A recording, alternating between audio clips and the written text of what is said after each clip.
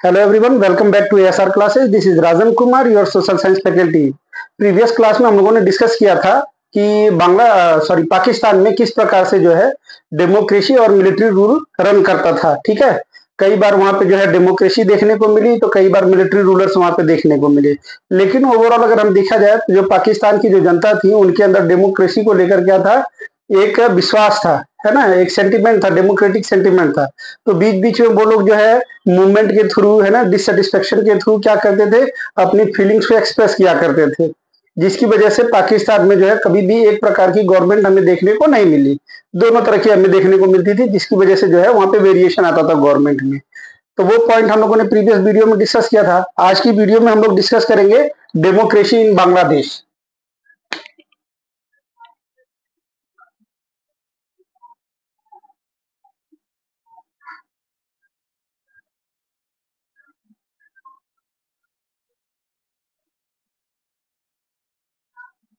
Democracy in Bangladesh हम लोग discuss करने जा रहे हैं। मैप के थ्रू एक बार समझो, फिर लिखाते हैं, बताते हैं आगे की चीजें।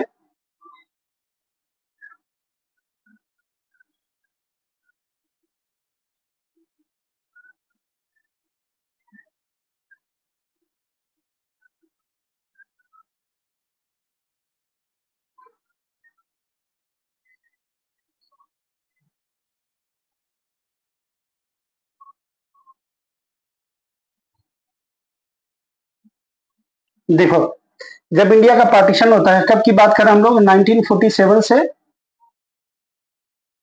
1971 के बीच की बात कर रहे हैं। ठीक है, इस ड्यूरेशन की बात कर रहे हैं।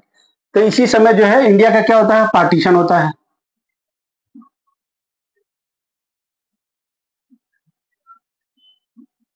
इंडिया का क्या होता है, इसी समय पार्टीशन होता है। तो जब पार्टीशन होता है तो एक दो देश बनते हैं। ठीक है, पार्टीशन करके एक तो बनता है इंडिया, दूसरा कौन बनता है, पाकिस्तान।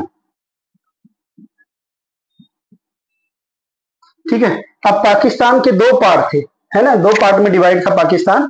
एक था ये वेस्ट पाकिस्तान, ठीक है, और ये वाला जो हिस्सा था ना, ये ईस्ट पाकिस्तान था।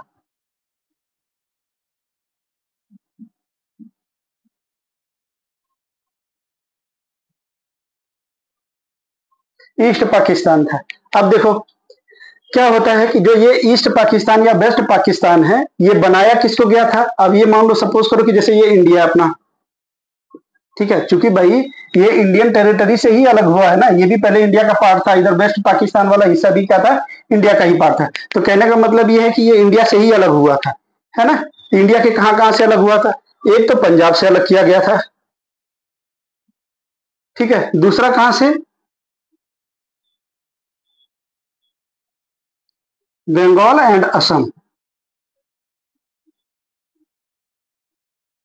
ठीक है, असम से क्या हुआ था, इसको जो है अलग किया गया था। इन्हीं दोनों हिस्सों को काटकर जो है ये बना था। ठीक है, अब अगर आप ध्यान से देखोगे तो यहाँ पे क्या मिलता है, कुछ हमें डिफरेंसेस देखने को मिलती है इस यहाँ पर। ठीक है, पंजाब का कौन कौन सा एरिया था, एक तो था सिंध, दूसरा क्या था, न्यू फ्रंटियर।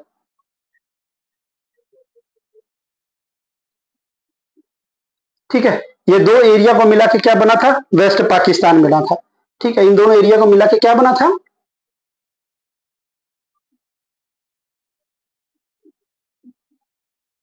वेस्ट पाकिस्तान। इसी तरह यहाँ की बात करें तो असम का जो है सदर्न पार्ट ले लो। ठीक है, असम का कौन सा, अच्छा, बंगाल का था ईस्ट वाला, east Bengal.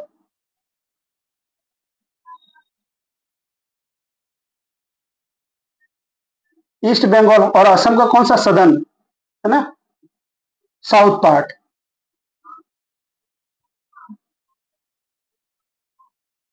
South part Assam, और ये दोनों को जो मिला दिया जाता था तो क्या बनता था, ईस्ट पाकिस्तान बनता था।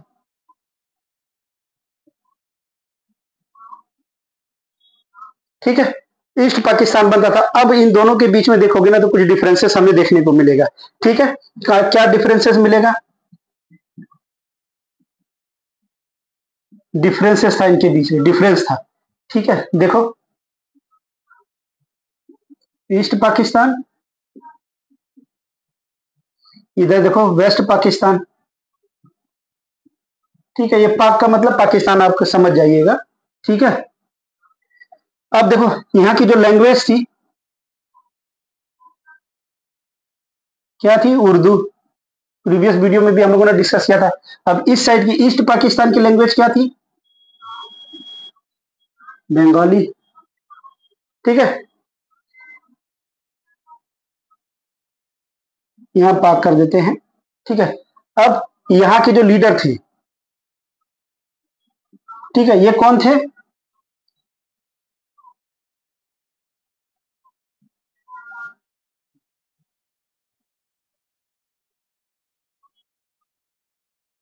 आहिया खान। और यहाँ पे कौन था,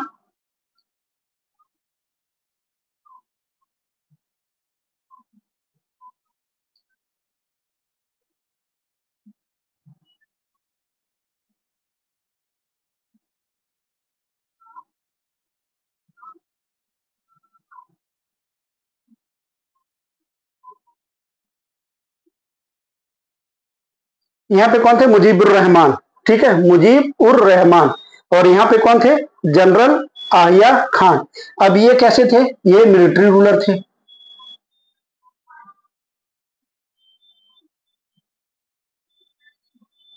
ठीक है, ये किसी, इनकी पार्टी का क्या नाम था, आवामी लीग।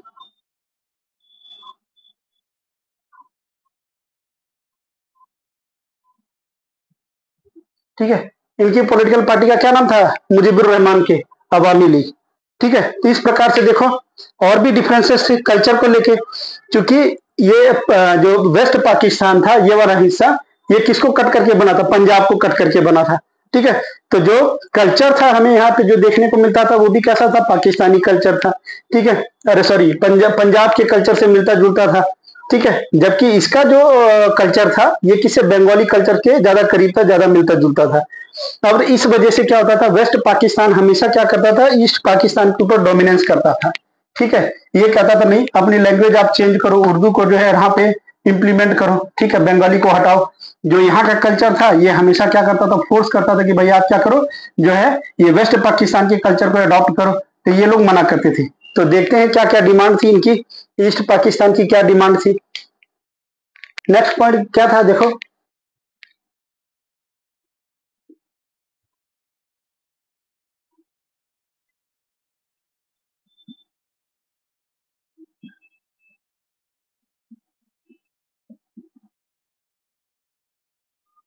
ठीक है, डिमांड ऑफ ईस्ट पाकिस्तान। तो फर्स्ट डिमांड क्या थी, रिजेंटेड इम्पोजिशन ऑफ उर्दू। ठीक है, फर्स्ट पॉइंट क्या था इनका,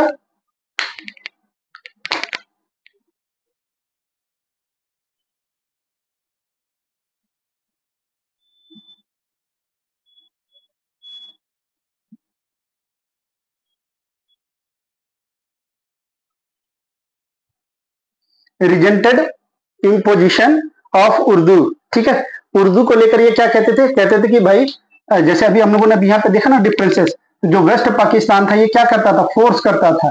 ठीक है, वेस्ट पाकिस्तान क्या करता था, फोर्स करता था इनको कि आप क्या करो, उर्दू को इंप्लीमेंट करो, है ना, उर्दू लैंग्वेज को क्या करो, अडॉप्ट करो। किसको, ईस्ट पाकिस्तान को फोर्स करता था। तीनों ने क्या कहा, मना कर दिया, कहा कि नहीं जी, हम बिल्कुल भी उर्दू को क्या करेंगे, अपनी लैंग्वेज नहीं बनाएंगे, बल्कि हमारी लैंग्वेज क्या रहेगी, बंगाली लैंग्वेज ही रहेगी। ठीक है, सेकंड पोजीशन, सेकंड पॉइंट क्या था, प्रोटेस्ट अगेंस्ट अनफेयर ट्रीटमेंट। ठीक है, सेकंड क्या था,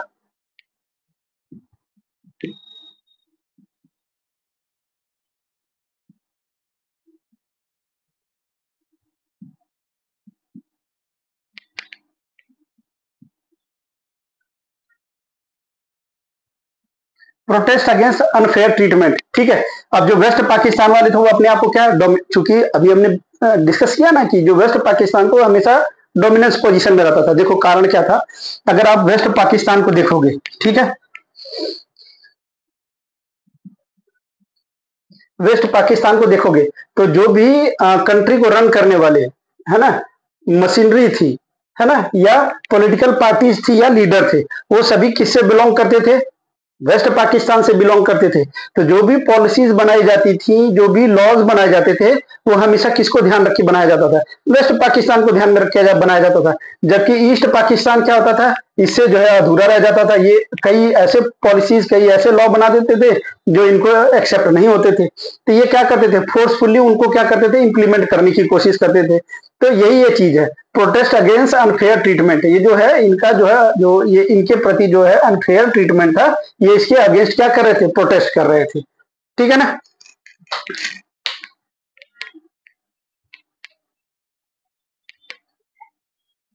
थर्ड पॉइंट देखो क्या है, right to practice Bengali culture and language. ठीक है, ये डिमांड कर रहे थे, राइट टू प्रैक्टिस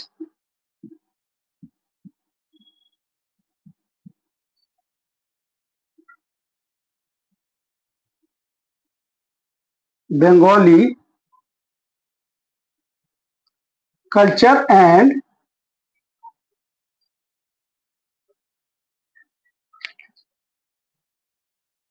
लैंग्वेज। ठीक है, बंगाली लैंग्वेज और कल्चर को क्या कहना चाहते थे, ये कहते थे कि भाई हमें क्या दो, आप राइट दो। क्योंकि वो क्या कह रहे थे, बंगाली कल्चर को छोड़ो, लैंग्वेज को छोड़ो, वेस्ट पाकिस्तान वाले, याद रखिएगा ये, जब अभी हम ऐसा कहें कि अगर वो कहते थे, तो वो का मतलब क्या हो गया, जब भी हम कहेंगे कि वो कहते थे तो मतलब वेस्ट पाकिस्तान की बात कर रहे होंगे हम। ठीक है, तो ये क्या कह रहे थे, कह रहे थे कि हमें अधिकार चाहिए कि हमारा जो बंगाली कल्चर है, हमारी जो बंगाली लैंग्वेज है, उसको हम अपने कल्चर को फॉलो कर सके, अपनी लैंग्वेज को जो है यूज कर सके, इसका ये क्या कर रहे थे, अधिकार मांग रहे थे, राइट मांग रहे थे। कौन? ईस्ट पाकिस्तान के लोग। ठीक है, तो 3 हो गया। चौथा पॉइंट देखो क्या है, फेयर रिप्रेजेंटेशन। ठीक है,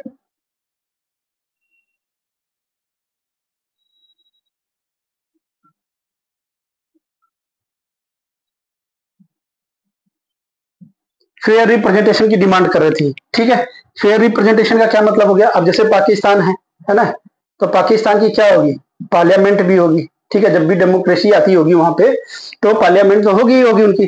पाकिस्तानी पार्लियामेंट में ये कहते थे कि हमारे लोग भी क्या होके जाने चाहिए, ईस्ट पाकिस्तान से भी इलेक्टेड लोग वहां पे जाने चाहिए। ठीक है, पाकिस्तान से भी क्या होना चाहिए, इलेक्टेड पर्सन्स जो है, जो वोटिंग के थ्रू जो जिनको सेलेक्ट किया जाएगा, लोग जनता चुनेगी, वो लोग भी क्या होना चाहिए, पाकिस्तानी पार्लियामेंट में जाना चाहिए। और उनका नंबर भी क्या होना चाहिए, उनकी जनसंख्या के आधार पर डिसाइड किया हुआ होना चाहिए। मतलब कि ऐसा ना हो कि उनके जैसे जनसंख्या बहुत अधिक है और लीडर पता चला कितने जा रहे हैं, 1-2 जा रहे हैं, इस तरीके से नहीं, उनकी जनसंख्या के अनुपात के आधार पर ही जो है ईस्ट पाकिस्तान से लीडर्स का इलेक्शन करके वो पाकिस्तानी पार्लियामेंट में भेजे जाए। तो जिससे क्या होगा कि फेयर रिप्रेजेंटेशन उनको मिलेगा। आपको याद होगा क्लास 10th में हम लोगों ने पढ़ा था, एक चैप्टर था शेयरिंग ऑफ पावर। ठीक है, तो उस वाले चैप्टर में श्रीलंका का जो केस स्टडी था, आप लोगों ने उसको पढ़ा होगा कि वहां पे भी क्या हो रहा था, जितने भी वहां के जो अलग अलग रिलीजन कल्चर के लोग थे, उनको रिप्रेजेंटेशन नहीं मिल रहा था। संथाल जो लोग थे, वो लोग जो है वहां पे मेजोरिटी में थे, तो उन्होंने पावर के ऊपर क्या कर रखा था, पूरा कंट्रोल करके रखा हुआ था। दूसरी अदर कम्युनिटी को क्या मिलता था, मौका ही नहीं मिलता था, फेयर रिप्रेजेंटेशन ही नहीं मिल रहा था उनको। तो बाद में क्या हुआ, एक क्राइसिस आया श्रीलंका में, और किस प्रकार से वहां पे जो है उपद्रव देखने को मिला, है ना, एलटीटी का जन्म हुआ। आपको ये शायद याद होगा, क्लास 10th में आपने पढ़ा होगा। तो ठीक इसी तरीके की सिचुएशन यहाँ पे भी क्रिएट हो रही थी। जो ईस्ट पाकिस्तान था, जो यहाँ का लीडर था मुजीबुर रहमान, वो डिमांड कर रहा था किसके, फेयर रिप्रेजेंटेशन की बात कर रहे थे। ठीक है, कि भाई हमें भी क्या होना चाहिए, पाकिस्तानी पार्लियामेंट में हमें सदस्य चुना जाना चाहिए, वहां पे हमारे लोग भी होने चाहिए, ताकि ईस्ट पाकिस्तान के फेवर में क्या हो सके, पॉलिसीज एंड लॉ को जो है बनाया जा सके। ठीक है, नेक्स्ट पॉइंट देखो क्या है, fourth point, sorry fifth point देखो क्या है, autonomy.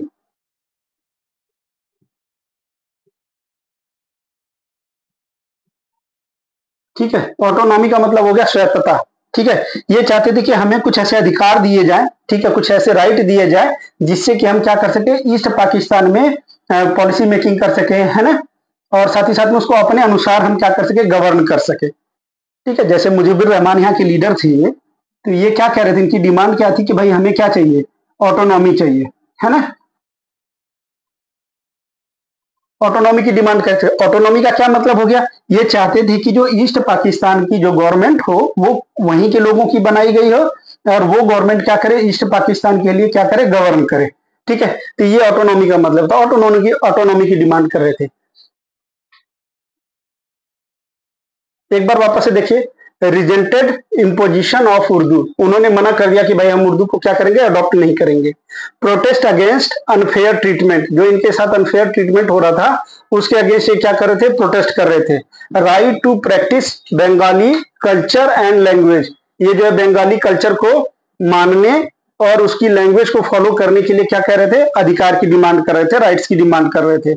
Fair representation, Pakistani parliament में ये लोग फेयर रिप्रेजेंटेशन की मांग कर रहे थे, ताकि ईस्ट पाकिस्तान के लोगों के लिए भी क्या किया जा सके, पॉलिसीज और लॉ को बनाया जा सके।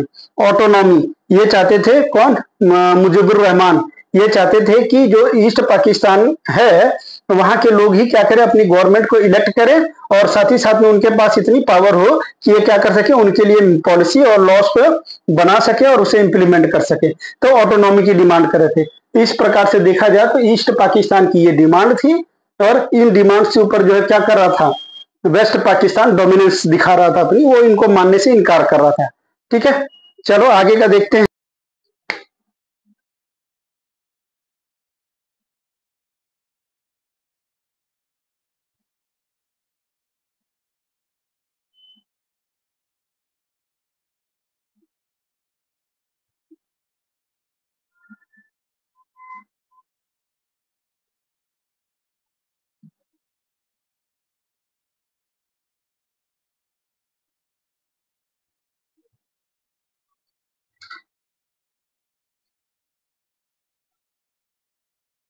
ठीक है, अब थोड़ा मुजीबुर रहमान के बारे में जान लेते हैं, क्योंकि कई बार उनका नाम आया है ना बीच में, है ना, तो उनके बारे में देखो क्या है।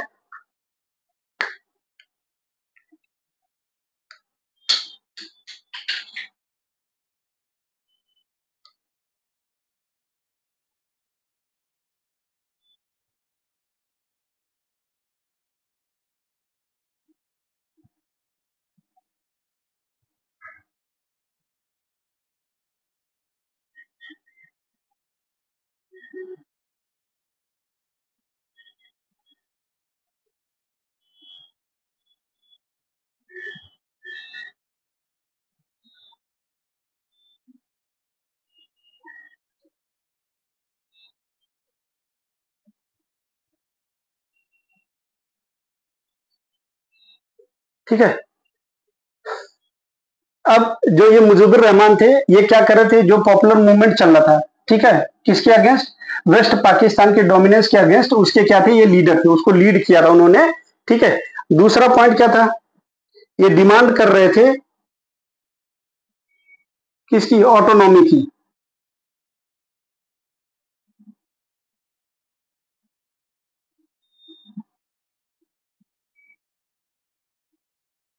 ठीक है, स्वायत्तता की मांग कर रहे थे कि भाई हमें क्या होना चाहिए, कुछ इतने अधिकार मिलने चाहिए ताकि हम क्या कर सके, वेस्ट पाकिस्तान में जो है वेस्ट पाकिस्तान के लिए भी हम क्या कर सके, काम कर सके। ठीक है, थर्ड पॉइंट देखो क्या हुआ था, 1970 में क्या हुआ, इलेक्शन होता है पाकिस्तान में। ठीक है, इलेक्शन होता है। अब क्या होता है, यहाँ की जितनी भी सीट थी,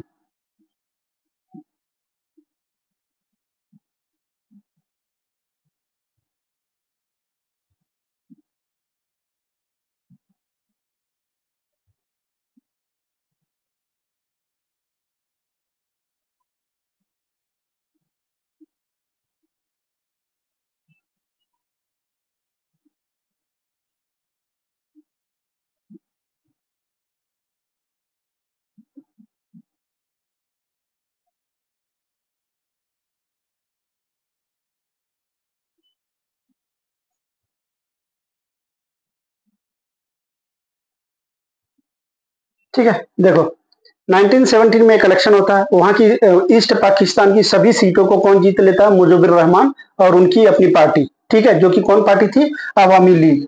इसने क्या किया, पूरी की पूरी जो है ईस्ट पाकिस्तान की जितनी भी वहां पे सीटें दी गई थी पार्लियामेंट की, वो सभी सीटों को कौन जीत जाता है, मुजीबुर रहमान और उनकी पार्टी। ठीक है, अब इसके बाद क्या है कि घटना घटती है कि जैसे ही ये इनकी पार्टी पूरी जीतती है ना, तो ये क्या करना चाहते थे कि ये कहते थे कि भाई हमें क्या करना होगा, एक कॉन्स्टिट्यूएंट असेंबली बनानी होगी। ठीक है, किसकी डिमांड कर रहे थे ये?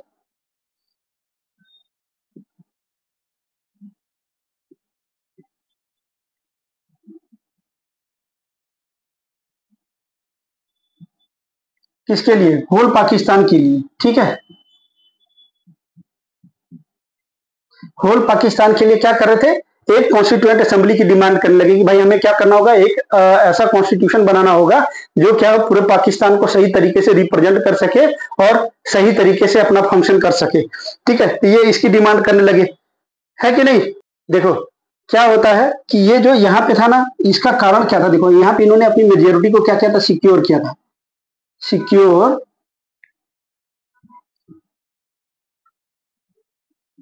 मेजोरिटी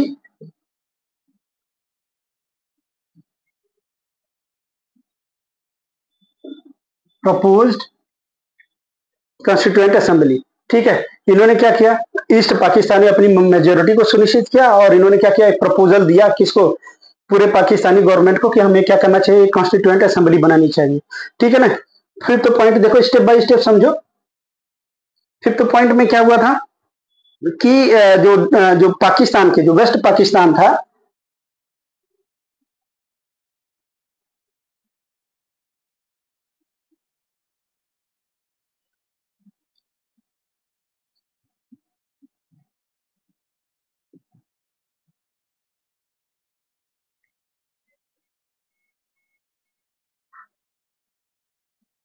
ठीक है, अब ये जीत तो गए थे, कौन, मुजीबुर रहमान। ठीक है, ये इलेक्शन जीत गए थे, ईस्ट पाकिस्तान की सभी सीटों को इन्होंने क्या कर लिया था, जीत लिया था। उसके बाद भी जो वेस्ट पाकिस्तान के लीडर थे वो क्या थे, इनके ऊपर डोमिनेट करते थे। ठीक है, अपनी डोमिनेटिंग पावर की वजह से क्या होता था, ये हमेशा इनको दबा के रखते थे। ठीक है, सिक्स पॉइंट देखो,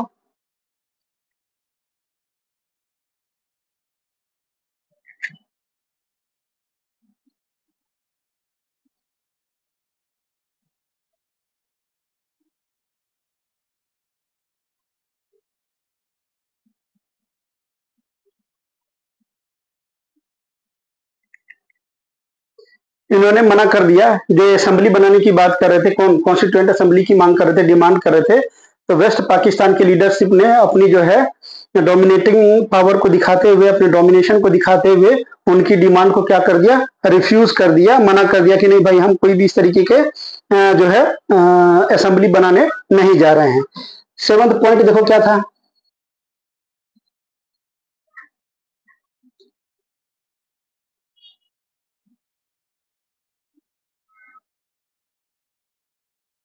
अरेस्टेड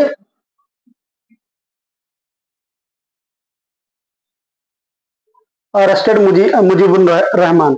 अब यहाँ पे जैसे उन्होंने असेंबली की डिमांड किया, इन्होंने मना कर दिया वेस्ट पाकिस्तान के लीडर्स ने, और उन्हें क्या करके, अरेस्ट करके जेल में डाल दिया।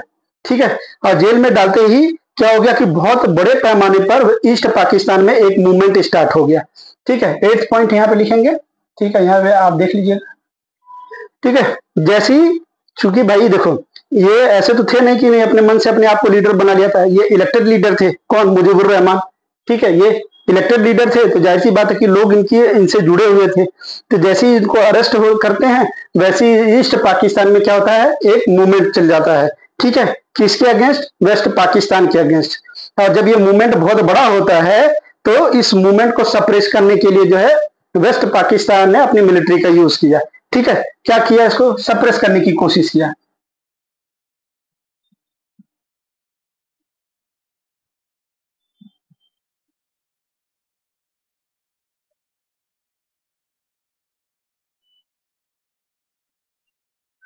ठीक है, मूवमेंट को क्या किया, सप्रेस करने की कोशिश किया, किसके थ्रू,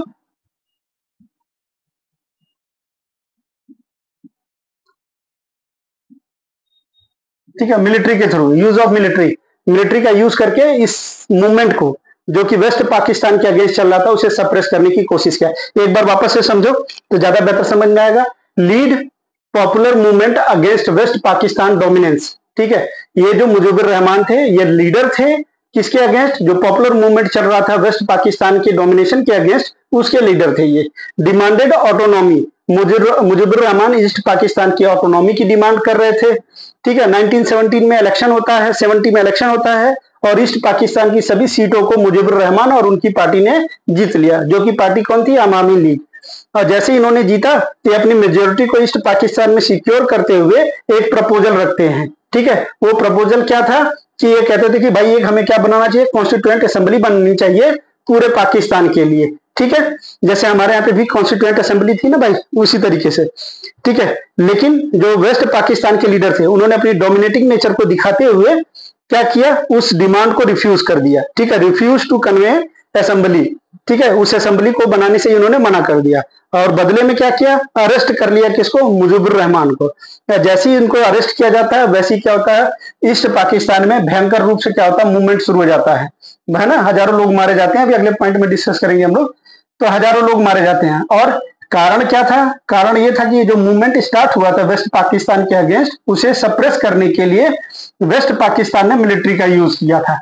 ठीक है, तो इस मिलिट्री ने यहाँ के लोगों को बहुत बुरी तरीके से मारा, बहुत लोगों का मर्डर हुआ, रेप हुआ है ना, इस तरीके की चीजें सारी हुई यहाँ पर, जिससे कि बात और ज्यादा खराब हो गई और ज्यादा वेस्ट पाकिस्तान के अगेंस्ट चली गई। ठीक है, अगला पॉइंट देखते हैं।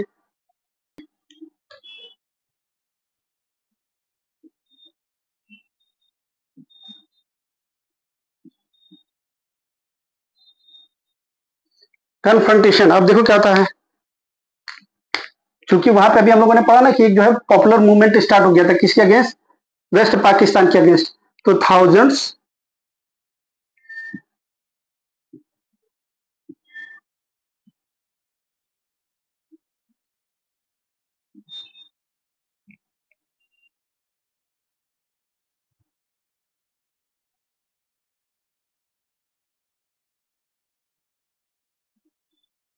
Thousands peoples were killed by Pakistan army. हजारों लोगों को जो है पाकिस्तानी सेना ने क्या किया? मार डाला। ठीक है, जब ये हजारों लोग मारे गए तो क्या हो गया? यहाँ पे देखो, जैसे ही यहाँ पर क्या हुआ? ये मूवमेंट स्टार्ट हुआ, अफरा तफरी मची, तो क्या शुरू हो गया? माइग्रेशन शुरू हो गया, है ना?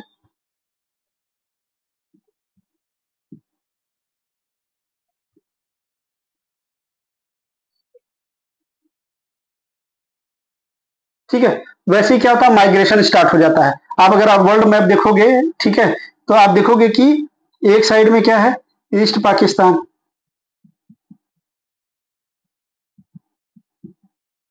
ठीक है, एक साइड में क्या है? इंडिया। ठीक है, अब जब ये सारे जो घटनाएं घटना शुरू हुई तो बहुत सारे रिफ्यूजी, ठीक है, ठीक है, ये माइग्रेट कर गए।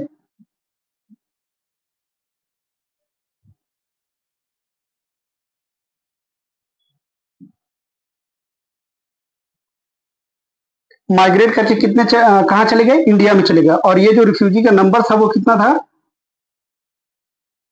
लगभग 80 लाख। 80 लाख जो है रिफ्यूजी माइग्रेट करके कहाँ चले जाते हैं? इंडिया में चले जाते हैं। ठीक है, अब जैसे ही ये इंडिया में जाते हैं तो इंडिया के ऊपर क्या हो गया? बर्डन तो बढ़ना ही था। ठीक है, इंडिया के ऊपर क्या हो गया?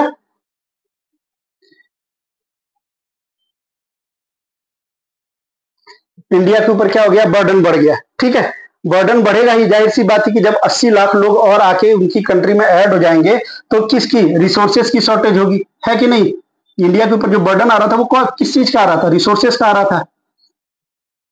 ठीक है, अब इनको सेटल करने का आ रहा था, सेटलमेंट का आ रहा था कि कहाँ इनको सेटल किया जाए। ठीक है, इनको फूड को लेकर आ रहा था, है ना? सभी जितनी भी बेसिक नीड्स हैं वो सभी बेसिक नीड्स की क्या हो रही थी? शॉर्टेज होने लगी, उसका बर्डन क्या हो गया? भारतीय सरकार के ऊपर बढ़ गया।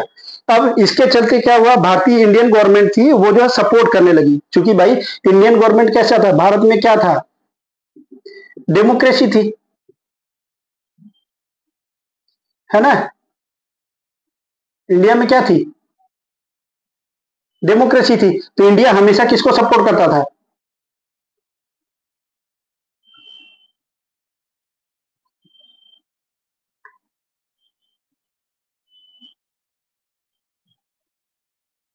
इंडिया किसका सपोर्ट करता था? डेमोक्रेसी का। इसी वजह से जो है इंडिया जो है हमेशा सपोर्ट करता था किसका? ईस्ट पाकिस्तान का। ठीक है। ईस्ट पाकिस्तान का हमेशा जो भी उनकी डिमांड थी, उस डिमांड का हमेशा क्या किया है, उसने सपोर्ट किया है।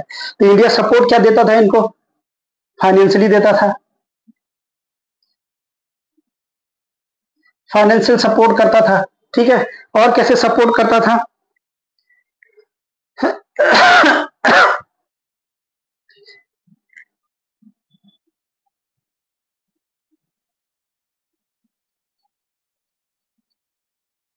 मिलिट्री सपोर्ट करता था, फाइनेंशियल सपोर्ट प्रोवाइड करता था, मिलिट्री सपोर्ट प्रोवाइड करता था। जो जो इनकी डिमांड होती थी, उस डिमांड को पूरा करने की क्या करता था, कोशिश करता था इंडिया। क्यों? क्योंकि यहाँ से रिफ्यूजी जो भाग के आए थे, इनको भी तो वापस भेजना था इनके यहाँ पे, और ये तभी हो सकता था जब ये इशू सेटल हो। ठीक है। तो ये इशू सेटल करने के लिए इंडिया हमेशा जो है ईस्ट पाकिस्तान के डिमांड को सपोर्ट करता था, इस डेमोक्रेसी की डिमांड को सपोर्ट करता था। ठीक है ना। तो इस प्रकार से देखें तो यहीं से क्या होता है, इंडिया और पाकिस्तान के बीच में एक वॉर शुरू होती है। ठीक है।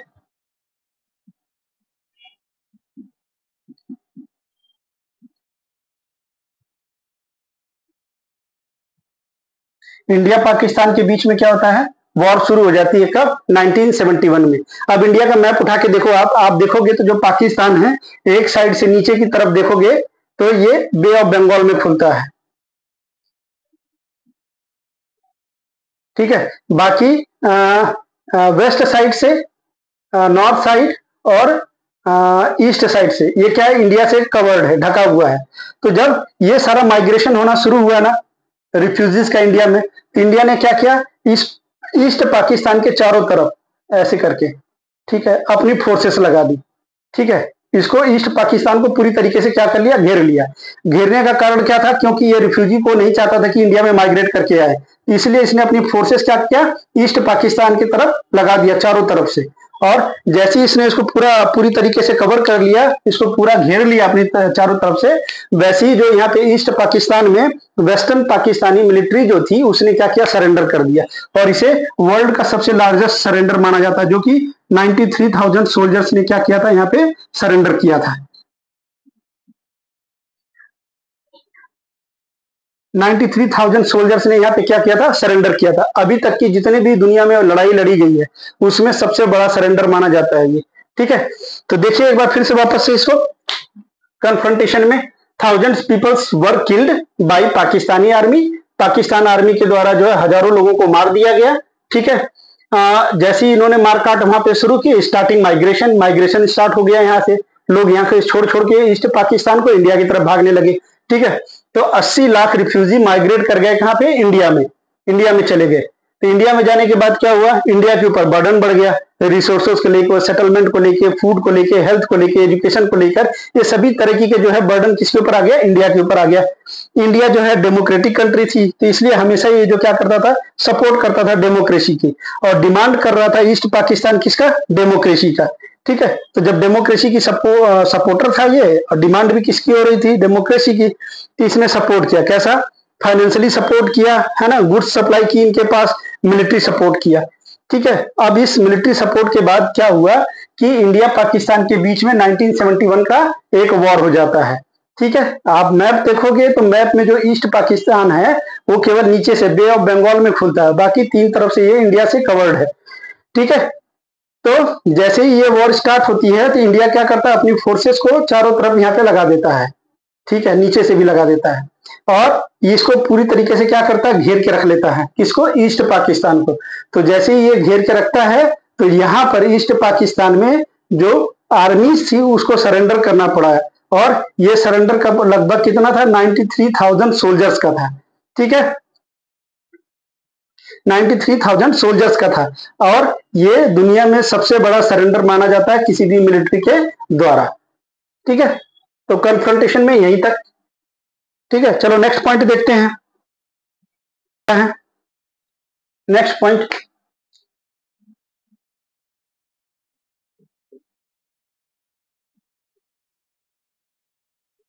कॉन्स्टिट्यूशन। देखो 1971 में जब पाकिस्तानी आर्मी ने सरेंडर कर दिया, तो यहीं से क्या हो गया, इंडिपेंडेंस मिल जाती है किसको,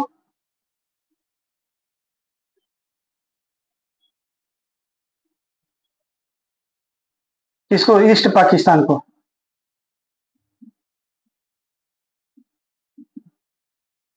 ईस्ट पाकिस्तान वेस्ट पाकिस्तान से क्या हो गया, आजाद हो गया। अब इसको किस नाम से जाना गया,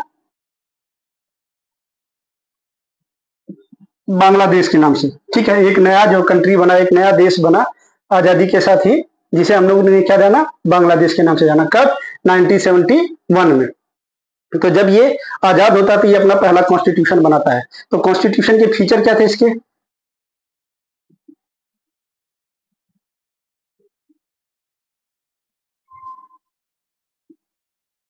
फीचर क्या थे, तीन इसके फीचर थे। ठीक है,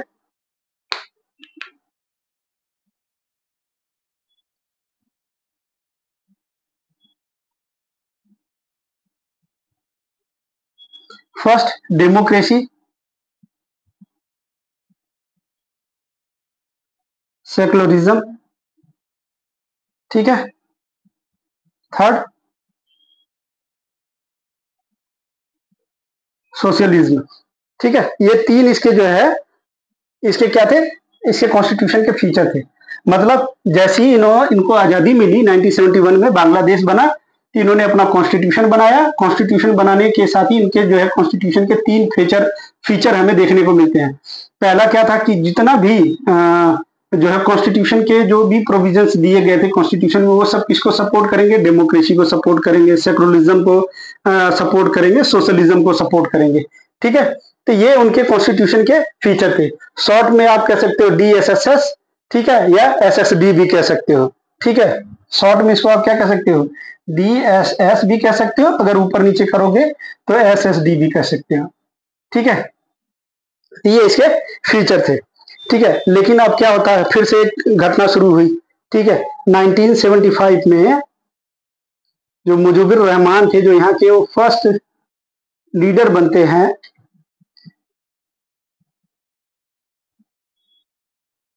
ये क्या करते हैं, एक अमेंडमेंट लाते हैं। क्या लाते हैं, एक अमेंडमेंट लाते हैं।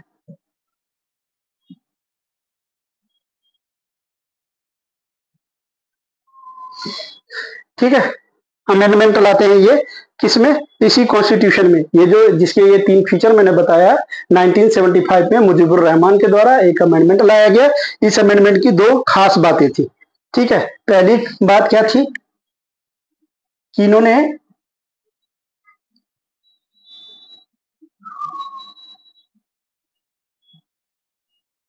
पार्लियामेंट्री सिस्टम को जो है कन्वर्ट कर दिया।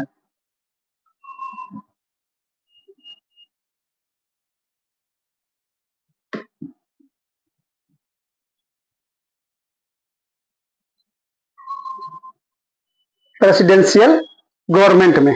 ठीक है,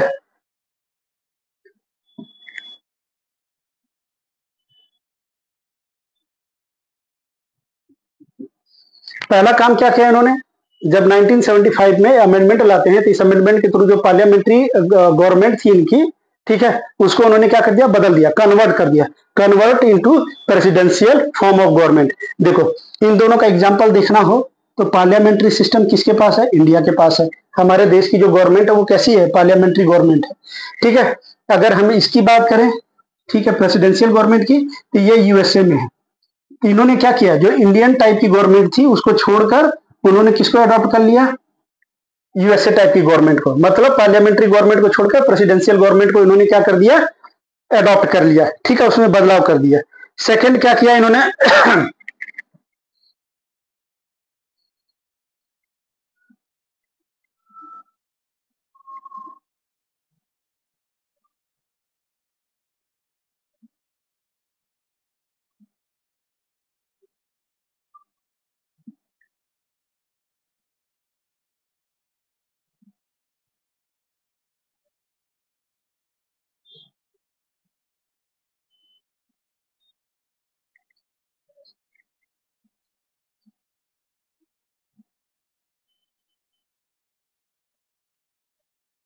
ठीक है, इन्होंने क्या किया, सभी पॉलिटिकल पार्टी को अबोलिश कर दिया। सभी पॉलिटिकल पार्टी को इन्होंने क्या कर दिया, बैन लगा दिया, सभी पॉलिटिकल पार्टी को खत्म कर दिया।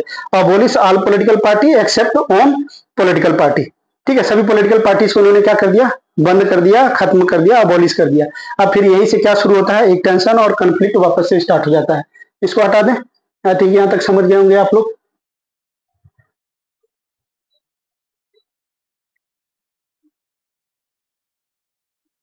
फिर यहीं से क्या होता है, क्रिएट होता है क्या, टेंशन एंड कंफ्लिक्ट।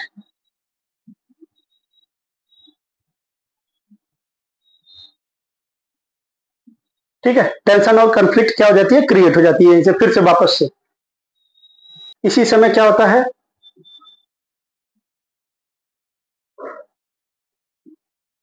असैसिनेटिंग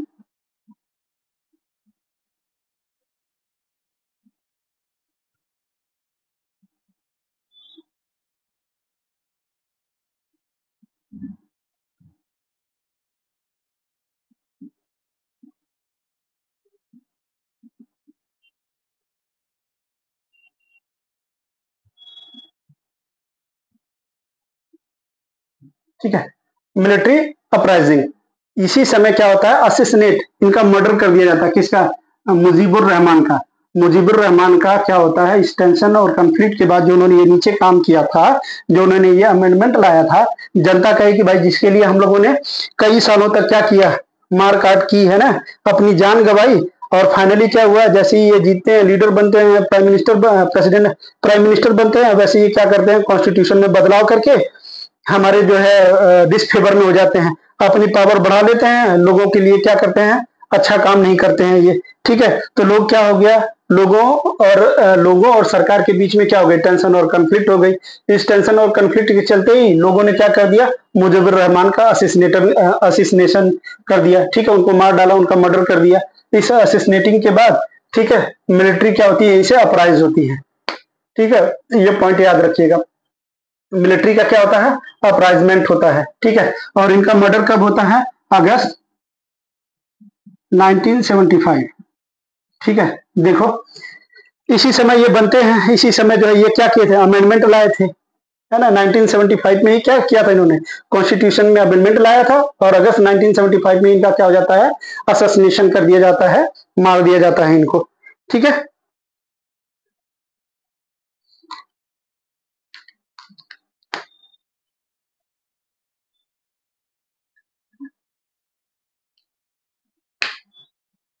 ठीक है, अगस्त 1975 में इन्हें क्या कर दिया जाता है, मार दिया जाता है। चलो अब आगे का देखो,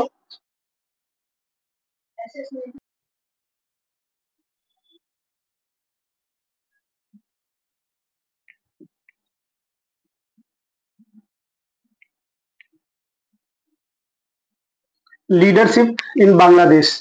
ठीक है, हमें पता है पहले लीडर कौन थे,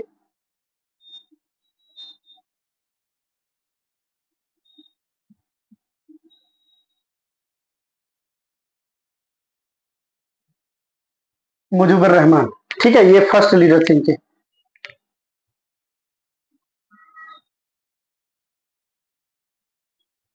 ठीक है, फर्स्ट लीडर कौन थे, मुजीबुर रहमान। इनके जस्ट बाद, चूंकि इन्होंने जो अमेंडमेंट किया था, तो इस अमेंडमेंट के बाद ही यहीं पे क्या हुआ था, मिलिट्री अपराइजिंग हुई थी ना, यहाँ पे मैं हम लोगों ने भी पिछले वाले पॉइंट में देखा।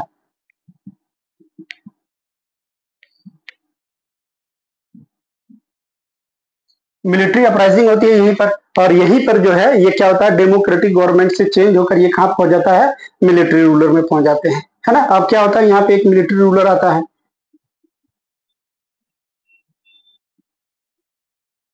जिसका नाम क्या था, जियाउर रहमान। ठीक है, क्या नाम रहता है,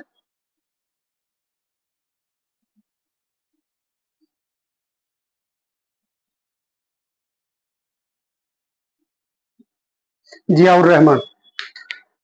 जो फर्स्ट लीडर थे, स्टार्टिंग में ही केवल ये डेमोक्रेटिक वैल्यू को सपोर्ट किया इन्होंने, लेकिन जैसे ही ये पावर में आते हैं, पार्लियामेंट्री गवर्नमेंट को चेंज करके क्या करते हैं, प्रेसिडेंशियल फॉर्म ऑफ गवर्नमेंट में चेंज कर देते हैं, कन्वर्ट कर देते हैं। सभी पॉलिटिकल पार्टीज को क्या करते हैं, अबोलिश कर देते हैं, बैन लगा देते हैं, खत्म कर देते हैं। तो लोग इसके अगेंस्ट हो जाते हैं, और 19 अगस्त 1975 में इनका क्या हो जाता है, असिसिनेशन हो जाता है, मार दिया जाता है इन्हें। ठीक है, इनके मरने के बाद मिलिट्री अपराइजिंग होती है, मिलिट्री बड़ी तेजी से क्या होती है, ईस्ट बांग्लादेश, मतलब बांग्लादेश में जो है इसका जो है रोल क्या हो जाता है, इंपॉर्टेंट हो जाता है। अब ये जो है बहुत ज्यादा बढ़ चढ़कर पॉलिटिक्स में भाग लेने लगी। ठीक है, तो इसके चलते ही जो इसके सेकंड लीडर बनते हैं, वो भी क्या थे, मिलिट्री रूलर थे। ठीक है, जिनका नाम क्या था, जियाउर रहमान। तो जियाउर रहमान ने क्या किया, एक तो ये क्या थे, मिलिट्री रूलर थे। सेकंड पॉइंट क्या था, इन्होंने 1970 1979 में यहाँ पे एक इलेक्शन होता है और इस इलेक्शन में अपने आप को जीता हुआ घोषित कराते हैं, है ना।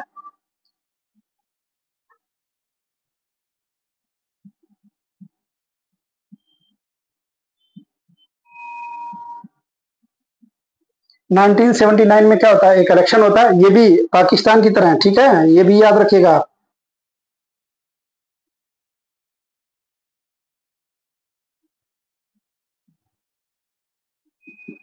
नेमली फ्रॉड इलेक्शन, ठीक है, ये केवल अपने आप को क्या, डेमोक्रेटिक वैल्यू, क्योंकि लोग किसकी डिमांड कर रहे थे, डेमोक्रेसी की डिमांड कर रहे थे, तो इसलिए ये भी अपने आप को क्या दिखा रहे थे कि हम कैसे हैं, इलेक्टेड हैं, ठीक है, लोगों के द्वारा चुने हुए हैं। तो ये क्या करते हैं, फ्रॉड इलेक्शन कराते हैं, कब, 1979 में। इसमें जो है अपने आप को जो क्या करते हैं, चुना हुआ लीडर घोषित करा देते हैं, ठीक है।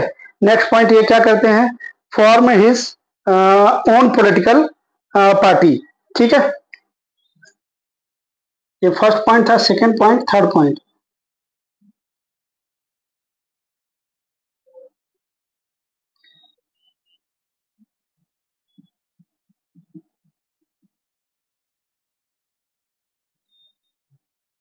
इस पॉलिटिकल पार्टी का क्या नाम था, Bangladesh Awami League, Bangladesh National Party, sorry. इस पॉलिटिकल पार्टी का क्या नाम था,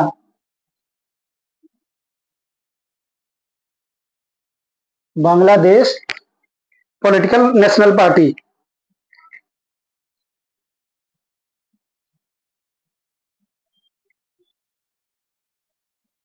ठीक है। बीएनपी शॉर्ट फॉर्म में इसे क्या कहेंगे, बीएनपी,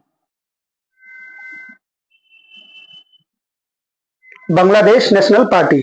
अब देखो एक बार फिर से, फर्स्ट लीडर कौन थे, मुजीबुर रहमान, ठीक है। इनके असिस्नेशन के बाद, इनके मर्डर के बाद मिलिट्री अपराइजिंग होती है, पॉलिटिकल एक्टिविटीज में बहुत बढ़ चढ़ कर हिस्सा लेते हैं।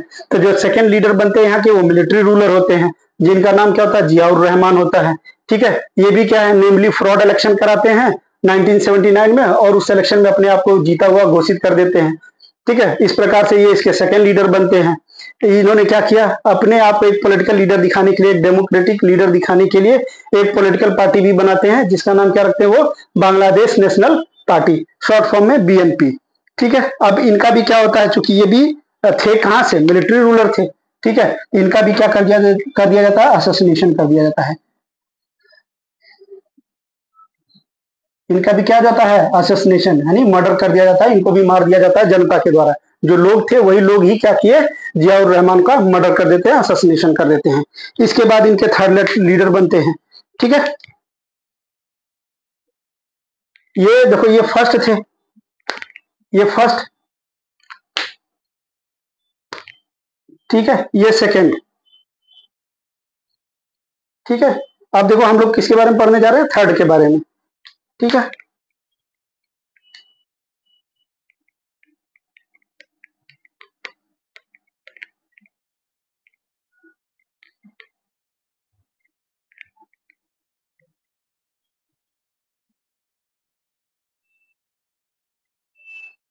थर्ड देखो,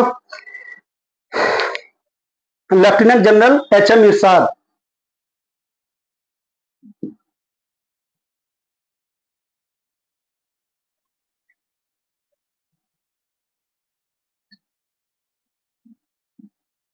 ठीक है। ये थर्ड क्या बनते हैं, वहां के लीडर बनते हैं। अब इनके बारे में देखो, जैसे ये, चूंकि ये भी देखो लेफ्टिनेंट जनरल लगा है, तो ये भी कैसे हैं, मिलिट्री रूलर ही हैं, ठीक है। अब यहीं पे क्या किया, मिलिट्री ने क्या किया, पॉलिटिकल पावर को टेक ओवर कर लिया,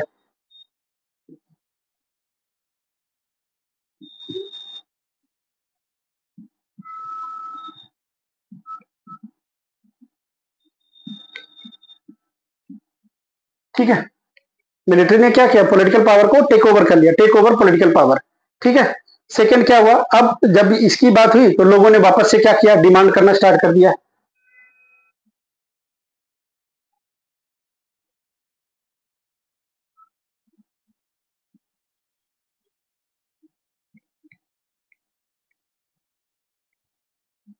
लोगों ने क्या किया, वापस से डिमांड करना स्टार्ट कर दिया कि भाई मिलिट्री रूलर हमें नहीं चाहिए, मिलिट्री रूल नहीं चाहिए, बल्कि हमें क्या चाहिए, डेमोक्रेसी चाहिए, है ना। लोगों ने क्या स्टार्ट कर दिया, डेमोक्रेसी की डिमांड करना स्टार्ट कर दिया, है ना। इसमें स्पेशली क्या थे कि जो स्टूडेंट्स है ना, उनका पार्टिसिपेशन बहुत ज्यादा था, किसका, स्टूडेंट का,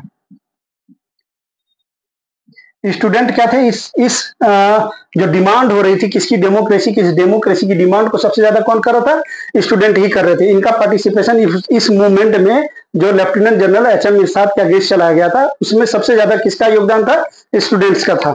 ठीक है, अब जब इन्होंने देखा कि भाई क्या हो रहा है, देश की कंडीशन बिगड़ती ही जा रही है, तो इन्होंने क्या किया, कुछ तो डेमोक्रेटिक वैल्यू को एक्सेप्ट कर लिया। ठीक है,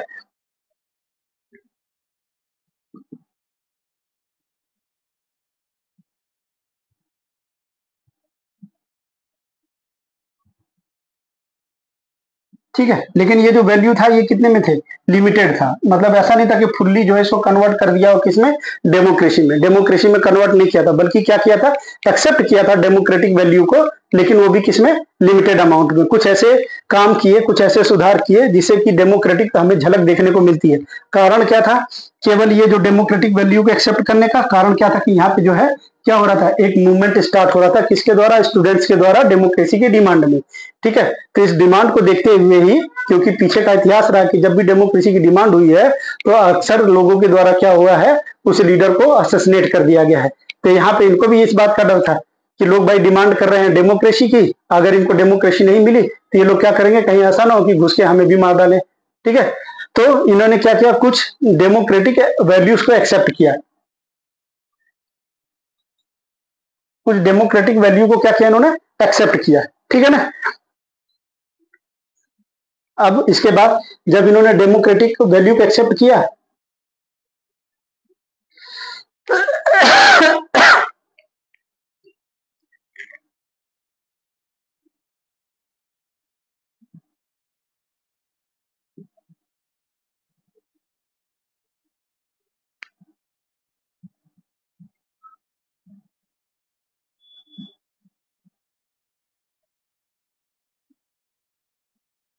ठीक है, अब इन्होंने क्या किया, अपने आप को अगले 5 साल के लिए जो है एज ए प्रेसिडेंट इलेक्ट करा लिया।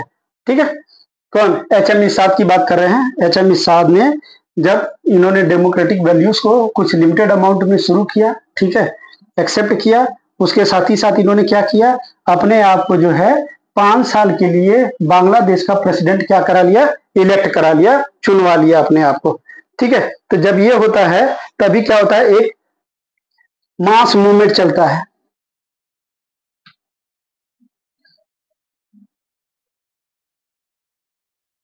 ठीक है, इनके अगेंस्ट किया जाता है, एक बहुत बड़े पैमाने पे क्या होता है, मास मूवमेंट स्टार्ट किया जाता है। ठीक है, और इस मास मूवमेंट के बाद क्या होता है, इरशाद को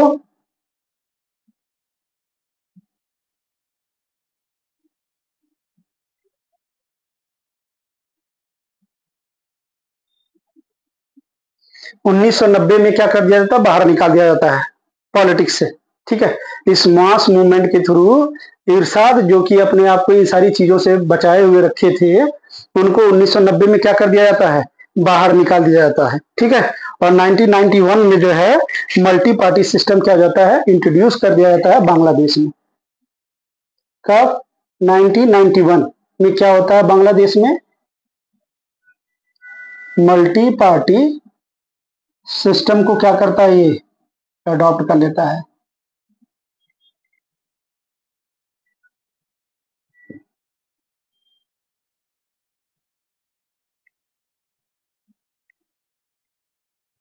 ठीक है, यहीं से जो है क्या होता है, बांग्लादेश में डेमोक्रेसी स्टार्ट होती है basically.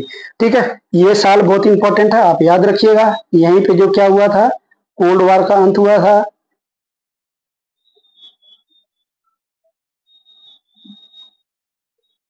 End of cold war.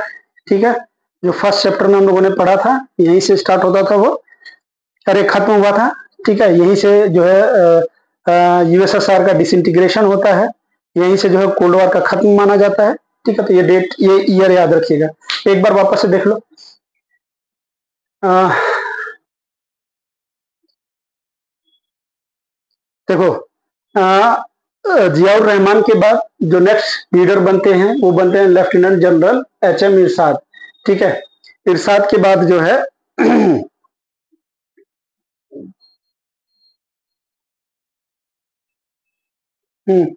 इरशाद क्या करते हैं, ये एक तरह से मिलिट्री रूलर थे, इन्होंने पूरी पॉलिटिकल पावर को क्या कर दिया, ओवरटेक कर लिया।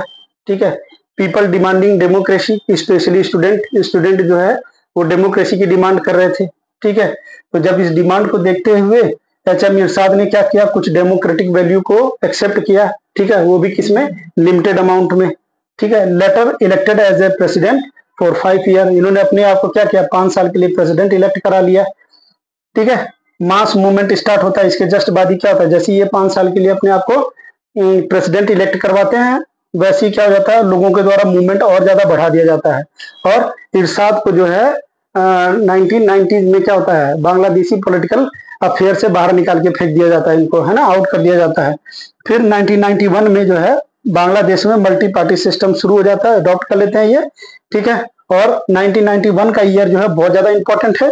क्यों? क्योंकि इस ईयर को ही माना जाता है एंड ऑफ कोल्ड वॉर, और इसी साल जो क्या हुआ था, USSR का डिसइंटीग्रेशन हुआ था। ठीक है, तो ऐसी उम्मीद करता हूं कि आपको लेक्चर समझ में आ रहे होंगे।